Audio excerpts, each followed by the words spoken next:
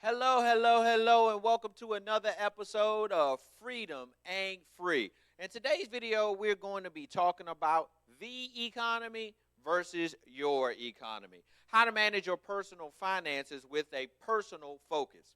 If you're new to the channel, this is the Freedom Ain't Free channel where our goal here for this particular channel is to provide you with the wisdom, knowledge, and understanding of all the financial tools that are available for you in the marketplace to get you to a state that we like to call financial freedom. My name is Joel Huey. I'm the principal at ARC Financial Strategies, where predicting the rain doesn't count, building the ARC does. The clientele we work best with at ARC are a group of people we refer to as Henrys, high earners, not rich yet. Our goal and our objective is to help our clients get to a state that we call financial freedom. We define that at ARC by income. We want our clients to have between $120,000 and $160,000 a year that's coming from their assets. What that affords them is what we like to call freedom. Freedom to do what? Get out of the rat race, right? Freedom to do what? Get yourself out of the confines of that business environment that you're in so that you can go and pursue the things that you're passionate about, spend time with your family, travel and see the world, put yourself in a position to go and do whatever it is that God laid on your heart to do free. But freedom ain't free, and we got to get some knowledge in order to be able to help you accomplish that. So in today's video, we're going to be talking about the economy versus your economy, and we're going to give you some strategic ideas and steps that you can put in place in order to get you closer to that position of financial freedom. So as we dig in on today, I want you to help you kind of wrap your mind around the three components of personal finance. So there's savings, there's investing, and then there's passing on assets or your estate.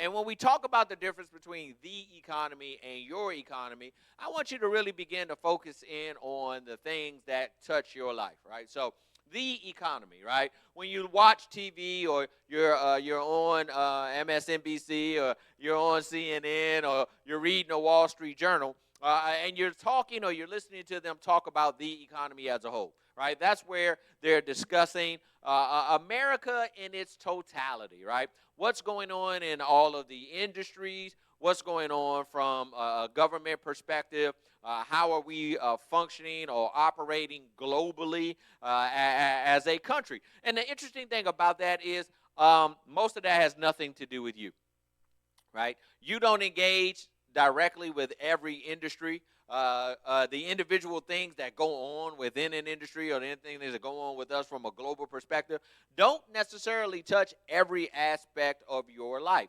And so the things that may be affecting the economy as a whole may not have anything to do with your personal economy, right? You are the driving force. You are the major piece of the puzzle. You are what keeps your economy going and your economy floating. And then you interact with your economy with the economy. So in today's video, we want to talk about saving, we want to talk about investing, and we want to talk about passing on assets or building out your estate to make sure that as you built out that $2 million ARC, that we pass that on to the next generation. And all the wisdom, knowledge, and understanding that you gain, we put all of that in the ARC for the next generation. So they don't have to start where you started. They can pick up where you left off. So let's dig into those three individual pieces of the puzzle and talk about how they impact you individually in your economy. So first and foremost, I want to talk about saving. That would require us to focus our attention on our cash flow management or our spending plan, right? I got to make sure that every dollar that I touch is accounted for. Secondarily, I want to move myself into a position where I'm saving 15% of what I make. I'm going to put a link in this video, so make sure you hang out all the way to the end because I'm going to give you a book that I recommend you read. But you want to focus your attention on getting yourself in a position where you can save 15% of what you make.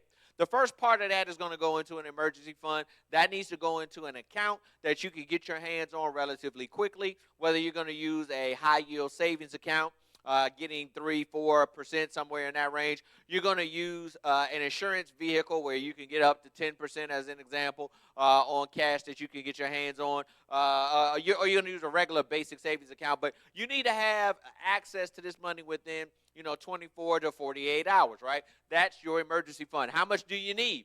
you need about 6 months of your base expenses, right? So the first step in the process, of course, is to figure out how much are my base expenses. So here's what I mean when I say base expenses.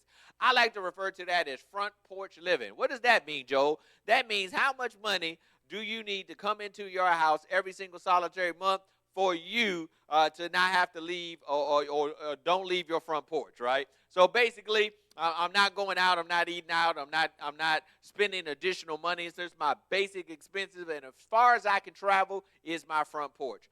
That's front porch basic expenses. That's your emergency fund. If you got 6 months of that dollar amount sitting in an account that you can get your hands on in 24 to 48 hours, that's the beginning of that 15% of your savings. After that, you want to move the rest of that money into other savings of vehicles that are going to get you better rate of return so you can outperform inflation. But you need to have some cash available that you could get your hands on if you lose your job, you become sick or disabled, or you just have a family emergency that requires your immediate attention. Once you get past that, now you're going to be moving for where you're saving for a long term, and you're saving for major purchases, and you're saving for retirement. And those are basically your 3 levels of saving: emergency, major purchases, and retirement. The second piece of the puzzle that I want to talk to you about is investing. And the reason why I segment investing from savings is because your base savings for retirement, you need to focus your attention on those dollar amounts on making sure you don't lose money, right? So we need to pick strategies that are going to allow us to move forward that aren't going to take us backwards. What you cannot afford as you're building yourself to that first $2 million is to lose any money. So we want to make sure that you have the wisdom, knowledge, and understanding of all of the strategies that are in place where you can invest without actually putting yourself in a position to lose any money. Focus your attention on those in the savings category. When you move into the investing category, now you filled up your buckets, and if you're not sure what I mean by that, there's another video on the page. I want to make sure that you don't forget to subscribe. Go back, watch the bucket video, and that'll tell you what the buckets are. But when you move into investing, that's when you're going to be taking on some additional risk. And here, the risk has got to be minimum based upon the reward. So when we're talking about investing, we're really extra dollars. We've already got our freedom number funded. We're already on course to get us to that $2 million. We got some additional dollars. We can afford to take on some additional risk in that space. That's the next step in that overall process when you're moving into investing. Here, you may be looking at real estate. You may be adding alternatives like gold. We're looking at alternatives like currency exchanges. Those pieces of the puzzle come together.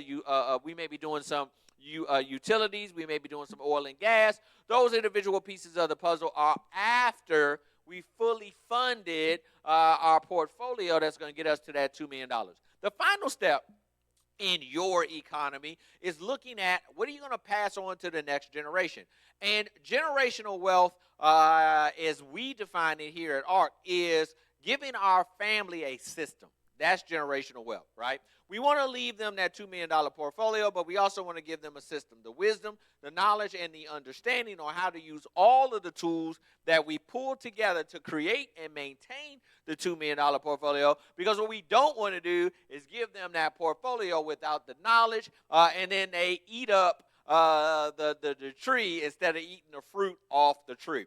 So we want to focus our attention on doing proper estate planning, right? So one of the ways to go about doing that is make sure that you have a will, or you also want to make sure that, once you are moving towards the $1 million mark, that you want to elevate that, and you want to make sure that you get a family trust set up. There are links in the main description of the page where you can buy your will or you can buy your trust. We have a processing service. We can help you acquire those 2 particular pieces of the puzzle and make sure that your assets get transferred properly with the least amount of taxes and the most amount of control, so therefore you can keep your ARC going for your family.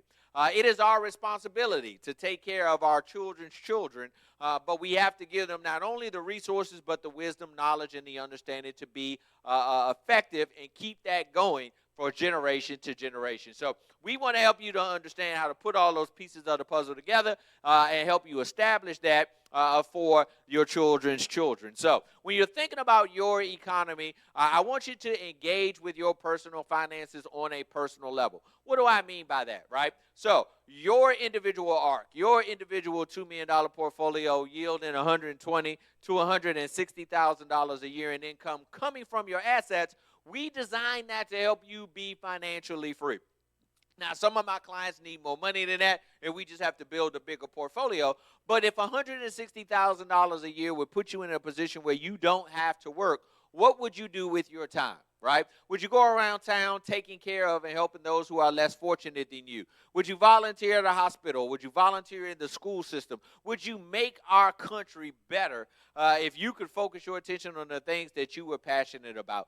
This is why I want you to focus in on your economy and not the economy. Save the amount of money that you need to save. We like to refer to that as your freedom number. How much money do I need to put together, save on a monthly basis, save and invest on a monthly basis to get my portfolio to that $2 million month? Once you get there, now you bought back your time. Now you bought the ability to be free. Maybe you want to travel. Maybe you want to go around. Maybe you want to go on mission trips. Maybe you want to go to other countries and share the wisdom, knowledge, and understanding that you have to help other people get to that place that you've arrived at. Maybe you want to write books. Maybe you want to open up a school. Maybe you want to educate children. Whatever it is that's deep inside of your heart that you're passionate about, we want to help you get there by helping you focus your attention on your economy, right? So when you're looking at your economy and you're looking at that, we're going to jump back on the three spaces again just to recoup that, and then I'm going to share with you guys a book that I want you to grab. We're going to put the link inside of the description for you, right? So back to saving, right? First and foremost, we got to focus our attention on our cash flow management and our spending, right? Where are you spending those dollars on that are running through your hands? And can we readjust those dollars and move them in a more effective and efficient way? I.e., you don't need all the streaming services that you're currently spending on a monthly basis, right? You probably don't need all of those features that are on your cell phone plan. Let's take those dollars, remove those dollars, right? Let's get you out of debt and take the dollars that you were spending on debt and put those dollars to better use, right? A dollar is either working for you or it's working against you. We want to show you how to get more of your dollars working for you, less of your dollars working against you. When you move into investing, we want to look at various different strategies to help you grow your money. And we want to begin to focus your portfolios primarily on your tax-free investment strategies.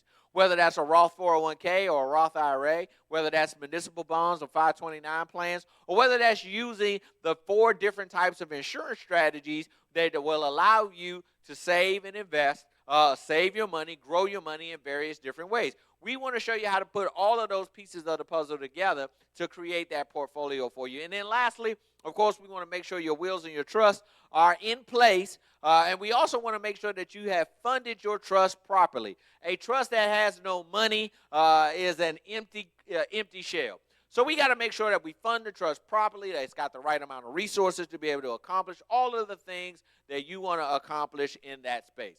This is how you focus in on these 3 areas, how you focus in on your personal economy. Then you're going to go and you're going to engage with the overall economy because you're going to be buying these financial services solutions. You're going to be buying your various products and services. You're going to be reducing your debt. You're going to be re-engaging those dollars back into other products and services that are going to make you more money. The goal is to get you financially free. In order for you to do that, you're going to need some wisdom, knowledge, and understanding. So I want you to click on the link to this book. It's called The Richest Man in Babylon. He's going to give you 7 steps to financial freedom.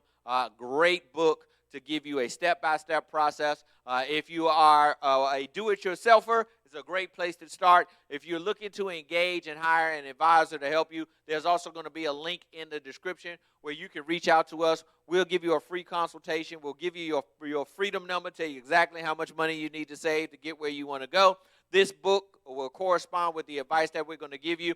You want to make sure you get a copy of it today, and then reach out to us so we can help you accomplish getting to that state of financial freedom. Once again, my name is Joel Huey. This is the Freedom Ain't Free channel. I'm the principal at ARC Financial Strategies, where predicting the rain doesn't count, building the ARC does. See you on our next episode.